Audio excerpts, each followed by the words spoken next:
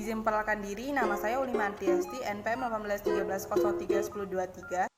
Ya, Nadia Nabila P, NPM 1813013055. Di sini saya akan menjelaskan tentang pengertian konsep manajemen persediaan. Yang pertama ada pengertian persediaan. Menurut Rambitan dan kawan-kawan 2018, persediaan adalah barang-barang yang biasanya dapat dijumpai di gudang tertutup, lapangan, gudang terbuka, atau tempat-tempat penyimpanan lain, baik berupa bahan baku, barang setengah jadi, barang untuk keperluan operasi, atau barang-barang untuk keperluan suatu proyek. Nah, di sini juga ada pengertian manajemen. Menurut Follett 2005, pengertian manajemen dapat dikategorikan ke dalam 3 kelompok, yaitu sebagai berikut. Yang pertama ada manajemen sebagai suatu proses. Nah, di sini manajemen sebagai suatu proses melihat bagaimana cara orang untuk mencapai suatu tujuan yang telah direncanakan.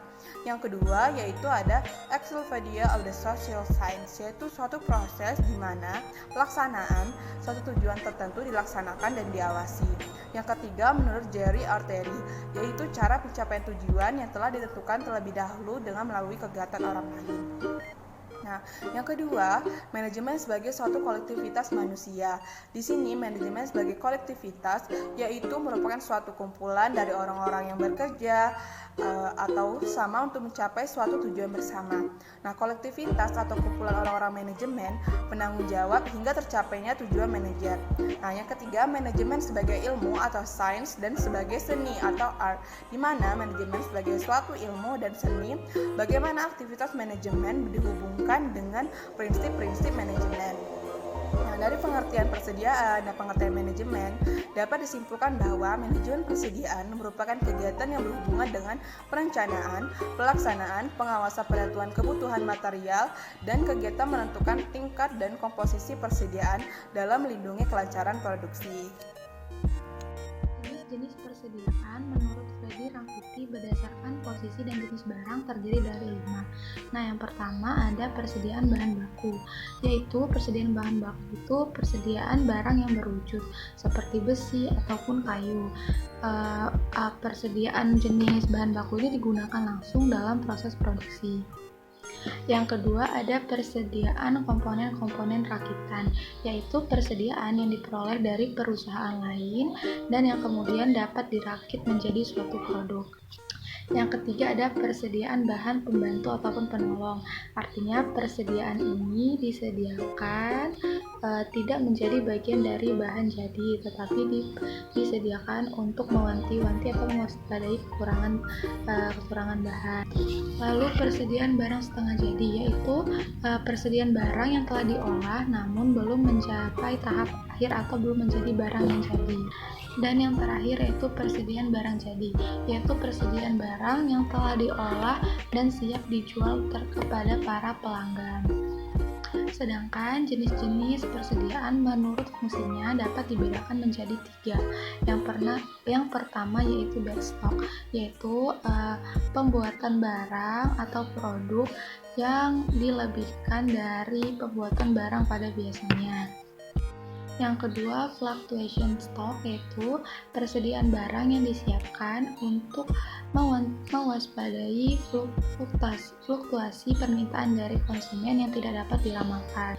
Lalu yang terakhir ada anticipation stock, yaitu stok yang sengaja disediakan untuk menghadapi fluktuasi konsumen yang memang sudah diramalkan. Selanjutnya ada tujuan suatu perusahaan memiliki persediaan. Tujuan utamanya sebenarnya adalah untuk menjaga kestabilan persediaan barang yang ada di perusahaan sehingga tidak mengganggu adanya proses produksi. Adapun tujuan lainnya antara lain, yang pertama memastikan bahan baku untuk melakukan proses produksi dalam keadaan yang aman. Yang kedua, memberi waktu perusahaan untuk mengelola bahan baku. Yang ketiga, mengantisipasi perubahan permintaan dan penawaran barang produksi. Yang keempat, mengurangi resiko datangnya bahan baku yang terlambat. Yang kelima, menyesuaikan jadwal produksi barang.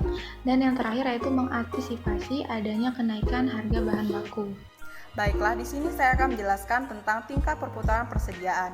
Nah, menurut Rianto 2013, secara umum besar kecilnya inventory atau persediaan tergantung pada beberapa faktor, yaitu sebagai berikut. Yang pertama ada lead time, yaitu lamanya masa tunggu material yang dipesan datang.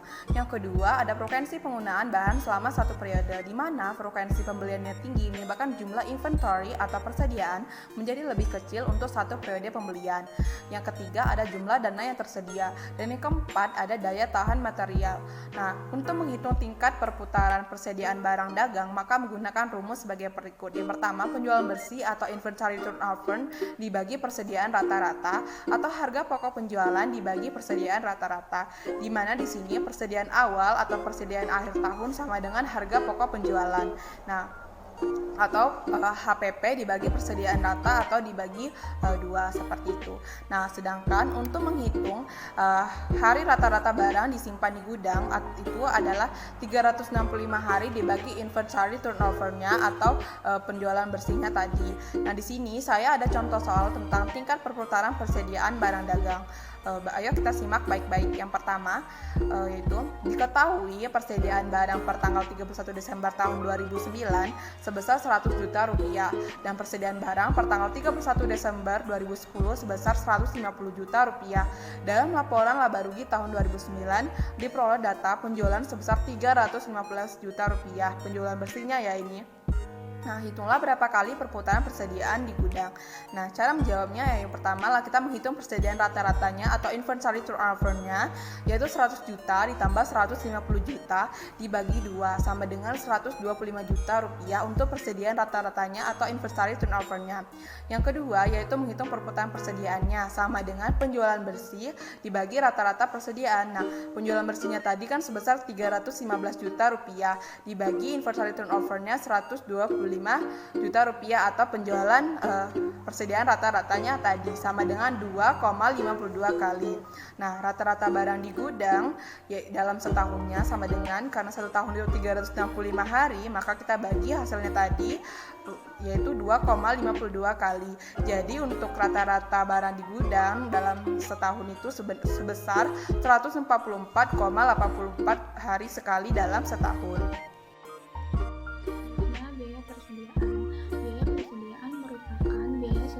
Variabel dan sebagian lainnya ialah biaya tetap.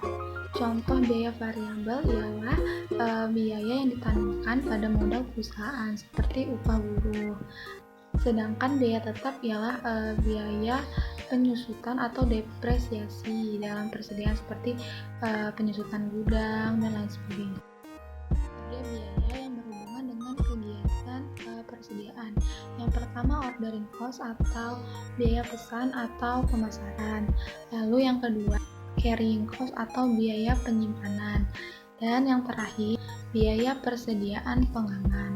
Yang selanjutnya saya akan menjelaskan tentang Economic Order Quantity atau EOQ. Nah, menurut Rambitan dan kawan-kawan 2018, model persediaan yang akan membantu manajemen untuk mengambil keputusan inti yang harus dipesan agar tidak terjadi investasi yang berlebihan yang ditanamkan dalam persediaan serta tidak mengalami kehabisan persediaan yang akan mengakibatkan proses produksi terhenti, penundaan pesanan, kehilangan laba yang potensial, serta kerugian karena kehilangan pelanggan. Nah, sedangkan menurut Gito Sudarmo dalam Rambitan tahun 2022 halaman 101 mengatakan bahwa EOQ atau Economic Order Quantity merupakan volume atau jumlah pembelian yang paling ekonomis untuk dilaksanakan pada setiap kali pembelian. Nah, di sini cara menentukan besarnya EOQ yaitu sama dengan akar 2 kali R kali S per P kali I. Nah, di sini R adalah jumlah dalam unit yang dibutuhkan selama satu periode tertentu, misalnya 1 tahun. Yang kedua ada S, yaitu biaya pesanan setiap kali dipesan. Yang ketiga yaitu P, yaitu harga pembelian per unit yang dibayar. Nah, selanjutnya ada I, yaitu biaya penyimpanan dan pemeliharaan di gudang dinyatakan dalam persentase dari nilai rata-rata dalam rupiah dari persediaan. Nah, selanjutnya dari itu syarat utama dalam metode Economic Order Quantity atau EOQ ini adalah yang pertama, harga pembelian bahan per unitnya konstan. Yang kedua, setiap saat kita membutuhkan bahan mentah selalu tersedia di pasar. Yang ketiga adalah jumlah produksi yang menggunakan bahan mentah tersebut stabil, yang ini berarti kebutuhan bahan mentah tersebut relatif stabil sepanjang tahun. Selanjutnya yaitu adalah contoh soal. Nah, di sini ada contoh soal, yaitu contoh soal tentang economic order quantity. Mohon disimak baik-baik. Yaitu contoh soalnya, biaya penyimpanan dan pemeliharaan di gudang atau di gudang carrying cost adalah 40% dari nilai average inventory. Nah, biaya pesanan atau procurement cost ini adalah sebesar Rp15 setiap kali pesanan. Jumlah material yang dibutuhkan selama setahun sebanyak 1.200 unit dengan harga Rp1 per unitnya. Nah, untuk menghitung ekonomi order quantity-nya adalah sebagai berikut. Nah, kita masukkan rumusnya yang tadi, IOQ sama dengan akar 2 kali R kali S dibagi P per I. Nah, di sini sama dengan akar 2 dikali R-nya 1.200 unit dikali S-nya 15 per P-nya 1 dikali I-nya 40%. Nah, sama dengan 2 kali 1.200 dikali 15 sama dengan akar 36.000 dibagi 40%. Dan ini sama dengan lagi di bawahnya akar 36.000, 40% sama dengan 40/100, hasilnya 0,4. Jadi akar 36.000 dibagi 0,4 sama dengan akar 90.000. Nah, akar 90.000 ini adalah 300. Jadi IOQ-nya adalah 300 unit. Dengan demikian, cara pembelian yang paling ekonomis ialah pembelian bahan sebanyak 300 unit setiap kali pesanan. Yang ini berarti bahwa kebutuhan material sebanyak 1.200 unit selama 1 tahun akan dipenuhi dengan 4 kali pesanan 300 unit. Seperti itu.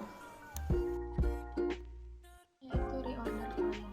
Reorder point itu proses ketika suatu perusahaan harus memesan lagi persediaan dan barang yang dipesan tersebut harus datang pada saat waktu stok dalam perusahaan masih dalam keadaan safety stock. Adapun cara menentukan reorder point yaitu dengan cara lead time demand ditambah safety stock sama dengan reorder point. Adapun yang dimaksud dengan lead time demand yaitu waktu di mana proses jarak antara pemesanan barang dengan barang sampai di tangan pembeli. Safety stock ialah jumlah persediaan yang aman apabila lead time pada barang yang dipesan itu lebih lama dari biasanya.